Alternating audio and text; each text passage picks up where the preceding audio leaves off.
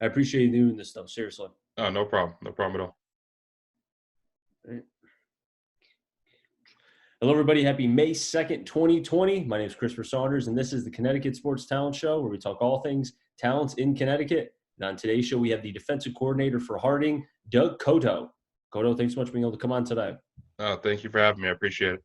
No problem, man. Before we start talking about you as the defensive coordinator with Harding, we need to go way back into your playing career. Talk to me about what got you into playing football and more so kind of maybe what got you to be on the defensive side.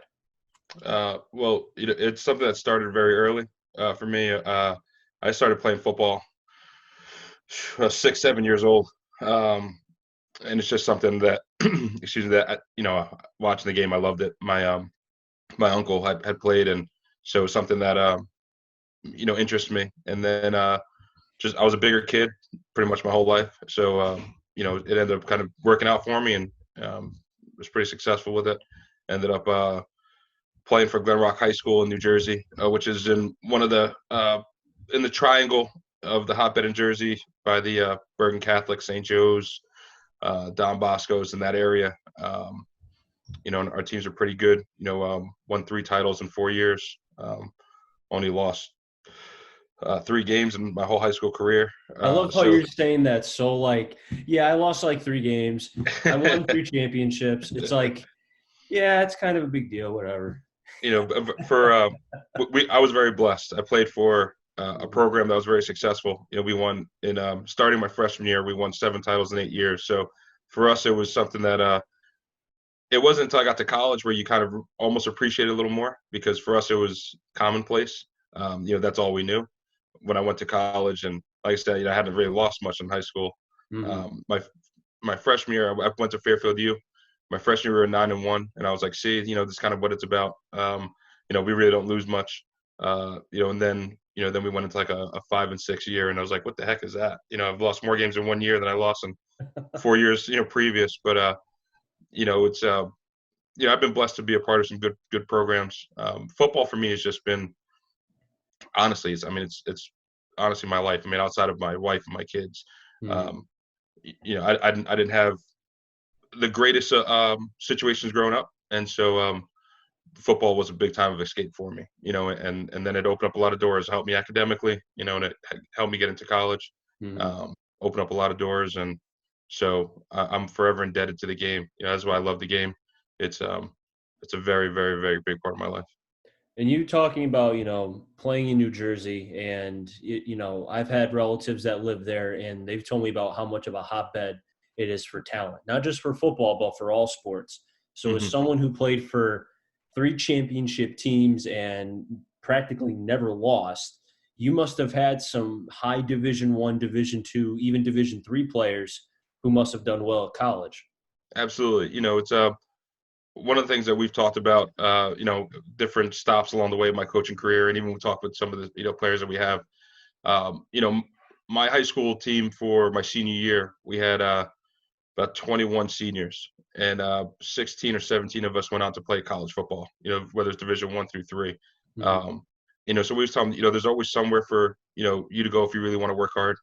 And a lot of times because what ends up happening is a lot of high school kids think that if it's not Division 1, it doesn't mean anything. And then when you start seeing the caliber of players that are in Division 1 AA, Division 2, Division 3, Mm-hmm. and it actually, I saw it personally with Fairfield U disbanded their football program going into my senior year of college. Uh, so I had a decision to make of either end my career a year early. I wasn't going to the NFL or anything like that. So, end my career a year early, or transfer, and figure out a way to play your last year. And luckily, the NCAA had made a nice deal with the people who are going to be seniors that we could transfer out of Fairfield for 1 semester, go play, and take classes wherever we want, and then come back to graduate, since we put in 3 years there. So I was lucky enough to go to Nichols College in Massachusetts, Dudley, Massachusetts, and it was a Division 3 school. And also, I'm looking at guys like, you could have played for us, and Fairfield was 1 AA. I was like, you could have played for us there. You could have played for us there. You could have played. You would have been a beast there. Um, the talent level is not that different, amongst the different divisions. And so it's there's a lot of talent all throughout college football. It's a lot, and luckily, some of the guys I played with all throughout my high school career were able to go and do that. And so it helped prepare us, but we had guys that went to Iowa, Boston College, all the way down to Division III ranks. And, some guys got a cup of coffee in the NFL and things like that. So luckily be around a lot of good talent. I mean, to be honest with you, just look at this past draft in the NFL. The Patriots picked a kid, I think, what was in the second round from a Division III school. I think it was a safety or a cornerback. I could be wrong. Yeah. And then I know there was an offensive lineman. I think that might have been the day after, might have been a day 3 kid, but he was an offensive lineman who got picked, and he was Division III. So It's like it really doesn't matter where you play. I mean, I played college baseball, and I knew I wasn't going pro. I played with a lot of kids who did go pro. And the one thing that they always told me was thinking that, oh, yeah, I can make the pros, thinking I was good. They said, it's not so much where you play. It's that if you play well, somebody will find you. Absolutely. Because people speak and people talk, and with social media, they notice that. And, I think it's great that you were able to go play at Nichols for your 4th year and still be able to graduate, because as we've seen with this coronavirus, not being able to play your senior year, it sucks. And I can only imagine how for the spring athletes and for the winter athletes who could not play their championship sport and be able to finish it off. So for you to be able to finish your senior year, man, that's fantastic, really. Yeah, it was awesome. It was a blessing. Now, what got you into coaching? Honestly, it wasn't long after. When I graduated from Fairfield, I still was kind of in the mode of, I don't know what to do now. Football had really been a part of my life, like I said, my whole life. And all of a sudden it was like, well, there's no more football. You got to get a job. Dad said you can't come home. What are you going to do? Stuff now. Yeah, exactly. It's time to grow up. And I could vividly remember, like it was yesterday, honestly. That first Saturday, because in high school we played on Saturday afternoons. Then college we played on Saturdays. I didn't play my first Friday night game. Actually, I played our freshman year in college. We played down University of Jacksonville on a Friday night. I'm like, oh, I'm not used to this, But other than that, everything else was a Saturday. So it was my first Saturday as a 21-year-old, young man without football, and I had to work for the beginning part of the day, and all of a sudden there was no football, and I literally brought me to tears. I didn't know what to do. It was I was like, wow, I really haven't even seen college football games at 12 o'clock on a Saturday almost my whole life. So I started missing it right away. And I got a phone call, actually, it was almost about a year out from Nichols College saying, do you want to come and help coach, be a graduate assistant? And, we had a good time up there for the short time I was there. And I guess I made an impression on them. They said, come help us out. So I did that. And coaching college is a lot different, and so it definitely was an experience where football all day, every day. Seeing it as a coach now as opposed to a player was a lot different. And I loved it. I was like, this is cool. This is really cool. And I was right around that time I was about to get engaged, and talking to the coaches there and talking to my fiance, it was like, if you want to be in college coaching, you got to be ready to move all around the country at a moment's notice. You never know what the next job may be. And, my fiance at that time was, nope, I don't know about all that, so I had to really make a decision. And so I decided to move back to Connecticut and get my master's for teaching, and so that I could still coach and get married, and so from there on out, it was pretty easy, just help kids in the classroom. I'm a big time kids person. I always want to try to help kids succeed. So, being in the classroom and then going onto the field for me was a no-brainer. And pretty much what I've been doing ever since. So what led you to Harding? Was it the fact that you were teaching there first, or was it kind of like a package deal where you became the coordinator and a teacher? Well, actually, you know what? I don't teach in the building at Harding. I teach a couple towns away. For Harding, I just came off a coaching stint at East Haven High School, and the coaching staff had left, and just kind of seeing what options were out there. And I've known Coach Santiago through the passing league circuits and just the coaching circle, that basically exists. And literally kind of, reached out to him and said, hey, sit down and just have a chat. Let's talk some football. And we sat down one day, and it was myself and him, and there was one or two other coaches in there coming up, bouncing it out, and it just clicked, and he was like, "I'd love to bring you aboard." I'd love your style. I love how you do things. I'm willing to do whatever you want to do. Mhm. And really from there, it was just kind of a perfect match. Now, with you coaching at Harding, your first year as a defensive coordinator with Harding, was that your first year as a full-time, as far as being a defensive coordinator, or were you a defensive No, coordinator with Nichols? no. At Nichols, I was a defensive line coach. Okay. But I had been coaching high school ball in Connecticut for a few years before, getting to Harding. So I've had stints as a defensive coordinator, offensive coordinator. I was a head coach for a little while. Mhm. I've had some different stops and different experiences. So it wasn't my first, foray into the coordinating, area. It's crazy. Even when I went to Harding, it wasn't even when we first started up, I didn't even have the role of defensive coordinator.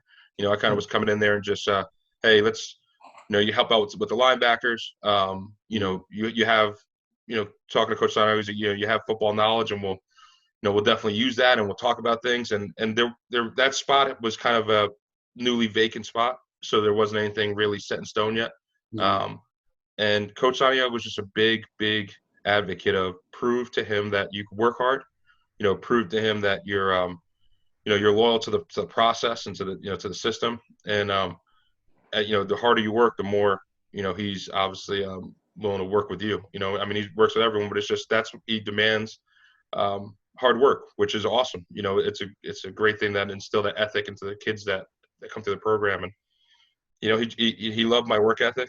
And like I say, we think a lot alike. We're very similar in a lot of different ways. And not long after I came in there, he was like, you might be the guy to take this spot. Just took it and ran with it. I was going to say, because it sounded like right before you said that he wanted to see if you could you were willing to put as much time in the work with the program. It seemed like to me that like he wanted to test you almost just to see that this coach is going to be here for the long run, because like any coach, you don't want to hire someone who's going to be there for a year and then Yep, go somewhere else, because, you build that connection with the players. These are 14, 15, 16-year-old kids. Once they absolutely. kind of build that connection, if you break that, it's hard to get it back. Yeah, yeah. And when you're dealing, with with the demographic of student athlete that we deal with, relationships are important, and and trust is important.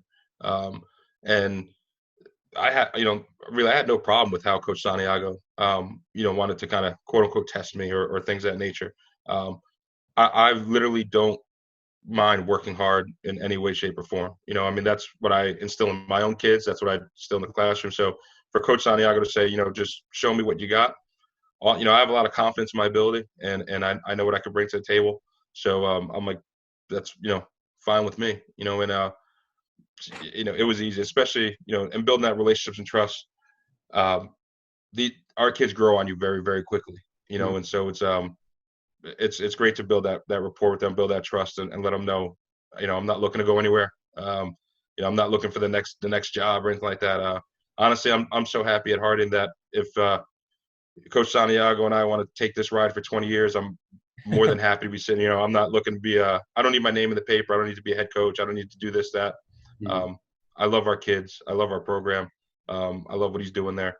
I'm just blessed to be a part of it. That's awesome, man, that you're not one to, want to have all the glory and you want all the people to kind of come on you. You want to be able to just do what is good for the program. It almost sounds like you put yourself third, because you put the team and Coach Santiago first, second, and then you put yourself third. That's something you don't hear a lot, man, these days. Yeah, it's just, it's kind of the way I was raised, kind of just the way, I do things. It's not, Mhm. you don't need, you don't need accolades from outside sources to really validate what you do. As long as my players know that I'm there for them, coach knows I'm there for them.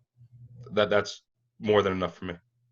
Now, talk to me a little bit right before we get to the players who Sure. run this defense, who help kind of coagulate the defense. Talk Yeah. to me about this 3-3 stack, because Coach Santiago talked about it a little bit with me yesterday about it, but we ran out of time. Was that a defense that you came up with? Well, it's obviously, in this day and age of football, you don't come up with anything on your own, but it's a system that I ran when I first went into East Haven High School with the late Coach Melvin Wells. It's something that I wanted to implement there. And we had taken a team that was pretty much a doormat type team for a while. And our first year, we went 7-3. We missed the playoffs by one game. Our defense was causing havoc all over the place. And it's a system that I thought would fit well with our guys. When I came into Harding, my first year, when I got there kind of late. And so, I kind of kept the system that they were running. And we were running more of a 3-4 system. And I had a lot of familiarity with that. And last year, looking at what we were doing, I didn't feel comfortable changing it yet. But it's something I've had in the back of my mind for a while. And so this year I told Coach, hey, we're going to switch over to this and we're going to run with it. And he was, all for it. And it's a fun system. It's a great system for the kids. It's a system that caused a lot of havoc for the offense, but for us, it's very simplistic with our guys. And, it's just something you attack, come from all different areas and have a lot of fun, and that's the mentality that I am with our guys. Know I'm a very intense guy, and defense is a big time passion of mine. I love defense more than offense pretty much my whole life. I like going and stopping people. So, it's just something, it's a mindset. And our kids have that mindset. Hey, listen, every day of our kids' lives, it's a battle, and let's go out there and win the day. And this defense is the same type of thing. We're not going to sit back and just wait and see what happens. We're going to go back and we're going to win the play, and we're going to come after you. And it's just like it's like a street fight, And at the end of the day, let the best man win. But we're going to come after you all day long, and you don't know where we're coming from, and hopefully, it causes enough confusion where we're putting points up on the defensive side and setting up our offense to go do what they got to do and putting up some W's. When you think about the defenses, you think about the Bears defense, which was back, I think, in the 80s with Dicka and all them. They were nasty. You think about the Ravens defense with Ray Lewis and Ed Reed. It took a specific time of, a specific kind of athlete and type of player to be able to make that defense go. My question to you is, what kind of athlete do you need for this 3-3 stack defense? Well, one of the beauties of it is that it's very flexible and adaptable. So it's not one of those type of schemes where you're like, I need, let's just say case in point, you're looking at the Patriots and they had, their 3-4 scheme and they have Vince Wilfork. Like, I need a big, huge man here to take, 2 or 3 guys. And if you don't have that, then this doesn't work, and in the high school level, it's kind of hard to pigeonhole yourself into a scheme like that because I don't know who I'm going to have next year. You might look at, hey, there's my sophomores, my juniors, but this kid could move, this kid could transfer, you never know. I don't know if I'm replacing that stud Troy Rainey with another Troy Rainey. I can't go recruit one, so it's hard to kind of pigeonhole yourself into something like that. So with the 3-3, it allows me to do a lot of different things and play a lot of different players. And, one year if I have a stud, I could move him to a certain spot that, better suit my, our scheme or him or wherever. But it's something where you could play with a small kid, you could play with a fast kid, you could play with, big burly kids. That also just helps out. So each year our kids know what we're going to be running. They know they can be successful, even if they don't have to fit a mold of someone before them. And you can still do what we have to do. That's great to hear that the defense, because a lot of times, I've been able to talk with a lot of coaches and some kind of stick to their guns, which is, all right, I run this type, this kind of offense, this kind of defense. I need these kind of players. And if they don't have it, then it's like they don't know what to do. So it's nice to hear that, a defense that you're able to run, you don't need a specific type and you have an ability to be able to adapt with the athletes that you have. Now, speaking of those athletes, there's 3 I want to talk about. The first one, because we're going to start on the defensive line. The defensive tackle, Jeremiah Williams. Tell me about him. Jeremiah is an awesome young man. We were blessed to have Jeremiah. He's one of the ones that he transferred to Harding. He moved up from Florida. He's strong. He's big. He's athletic. Last year, so we were blessed to have Troy, and Jeremiah would rotate with Troy sometimes on the defensive side of the ball. And sometimes we kick him at end, we put him at nose. But once he saw that Troy graduated, Jeremiah really realized it's kind of your show now. You know, you're the next dude now to step up there and take the reins of that unit. And you know, Jeremiah's. I have no doubt in my mind Jeremiah's gonna be able to do that. Uh, you know, just he shows the ability in the weight room, like I said, in the classroom and on the field to show he's a leader. He's a tough kid to block. You know, they said he's quick, he's athletic, very coachable, and that's one of the and it's great because then we go in the locker room, we'll laugh and joke around like we're like he's like your little brother, you know. He's a great young man. I'm excited to have him, and I can't wait to see what he puts up this year. And going to a position that's my favorite. Now, I never played football, but if I did, I would love to have played this position, cornerback. There's two specifically here, both in Nas Gibbs and Xavier Reed. Those two players seem like they're like almost like spark plugs, where wherever you put them, because of their athleticism, they're kind of able to make plays on their own. Both those kids are just they're amazing, and you know I'll just start with Xavier. Xavier's a multi-sport athlete for us. He's a phenomenal wrestler. You know, kid who's battling in the state tournament every year. You know, he's just gritty, hard nosed. He'll give you the shirt off his back. You know, and he's just everything that we ask Xavier to do, he does. You know, he's played corner for us. He's played receiver. He's played all over the place. Last year we had a really, really good corner on the other side, and we told Xavier, people are going to test you. They're going to think that you're the weaker of the two, and they're going to go at you, and they're going to go at you often. And he was like, "That's awesome. You know, bring that challenge." And they did. You know, they went at him a lot, and a lot of people realized real quickly, I don't want to go here either. You know, we had two really nice corners, and you know, Xavier let people know real early, you could throw it here if you want. And I'm gonna take the ball away from you, you know, or your guy's gonna feel it when he comes near me. And you know, he's a leader. He's a leader in our team, and he's gonna do amazing things this year. You know, I can't wait to see what he does and see where he goes out. You know, past Harding. Nas is almost exactly the same. Nas for me has been more of a Swiss Army knife. I've used Nas all over the place in the couple years I've had him. I've used him at corner, safety, outside backer. Nas is extreme leader. He's always leading the guys in the weight room. Whether passing league stuff, he's out there leading the kids.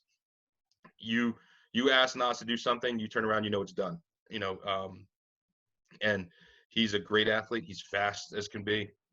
He's very smart. He, he's another kid who does really well in the classroom, and he's going to have a bright future and a good career ahead of him. He might play free safety for me this year because of the added responsibility at the position. And I know that he could take that head on. So, I would look out for Nasir Gibbs and Xavier Reed, see their names at the end of the season.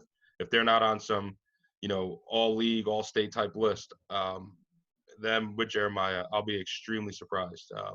Three great players for us. Three guys I'm very lucky to have. And it really sounds like to me that, the imprints that both you and Coach Santiago have on this program is evident. From what he told me yesterday to the players, I was able to talk with Rainey a couple of days ago to now being able to talk with you and how you describe and talk about your players. You can really see, and if you're watching, watching on YouTube or any other social media outlet, be able to hear, how much love and passion that you have for the program and the kids. And I think that's something that kind of goes unnoticed, and it's evident. Football's a tough game, and there's a lot of it's kind of funny. My son and I were my son's 9, and we were just watching the Alex Smith piece that they just did, and Alex Smith. I'm sorry, that scarred me. Yeah, it's tough. When I saw his leg. Exactly. It's funny because my son started playing football last year, and he loves it. And he saw that, he goes, "Oh, Dad, I don't know, maybe I shouldn't play football." Like, no, bro, that's not what it's about. And then just seeing, what's going on. I'm like, hey, football's tough. It's a tough game, and there's you learn a lot of hard life lessons through it. But the relationships you build off of it are uncanny. And my son and both my sons, my wife, they see it. The guys I have at Harding literally are extension of my family. They're the coaches are like brothers to me. The kids are like my sons. and I don't know any other way to really do it. I spend probably more time with those guys in the fall than I do my own family. Just the nature of how much we're over there. And but again, I wouldn't do it any other way. Those kids give us every ounce of blood, sweat, and tears we could ask for, and how could you not be appreciative of that? How can you not reciprocate it? And I mean, if you want to go do some of the things that we talk about doing, you got to be all in all the time. You got to earn it. We talk about that all the time in the program, and our kids give us everything they have, and so you could do nothing else but give it right back to them. So it's great. I said we're a family. We love each other. I wouldn't have it any other way. And I think a lot of people sometimes look at the wins and the losses and they think, oh, this team's not good, or oh, the coaching staff must be terrible. I think a lot of people need to get away from that, specifically at the high school level, because it's a lot different than college or pros. Then I can kind of buy into that. But the high school level, it's not so much about the wins and the losses. It's about developing the young men and women to be able to go off to play either sports or just go in life in general. Because in a lot of ways, I was telling this to Coach Santiago yesterday, it's like not what 1% of athletes get to play Division One. Maybe it goes a little bit higher percentage wise for 2 and 3, but it's not so much about playing college football, baseball, basketball. It's about preparing them for life.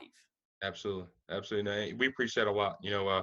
I, in my personal situation, I tell the kids all the time. My father worked 17-hour days. We hardly saw each other, and I learned a lot of my life lessons on the field.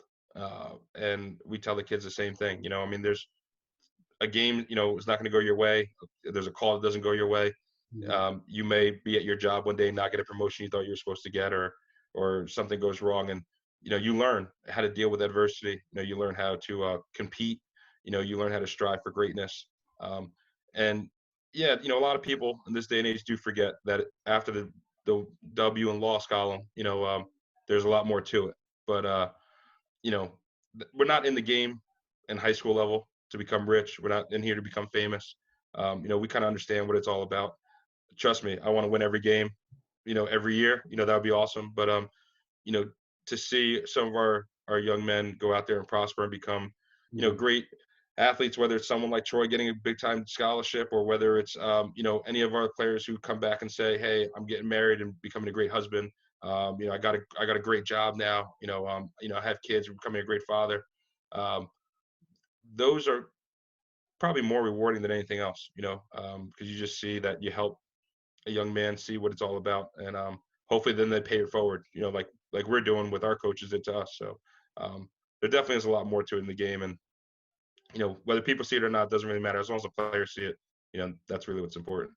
And I think the players see it. Kids are not dumb. I think they're very impressionable, but they also are not very, you can't, they don't really have a bad bone in their body, because they're kind of like, their brains are still forming. They're still learning, and they're still going through the maturing process. And the fact that they have guys like you and the rest of the coaching staff, Coach Santiago, to be able to show them the ropes in the right way, especially the way that life is in this day and age with the quarantine and everything else. This is probably, looking at it from a glass half full approach, maybe this happened at a perfect time, because now these kids can really, if they didn't buy into what you guys were selling, maybe they will now. And for the ones that do buy in, that just makes it even better for them down the road.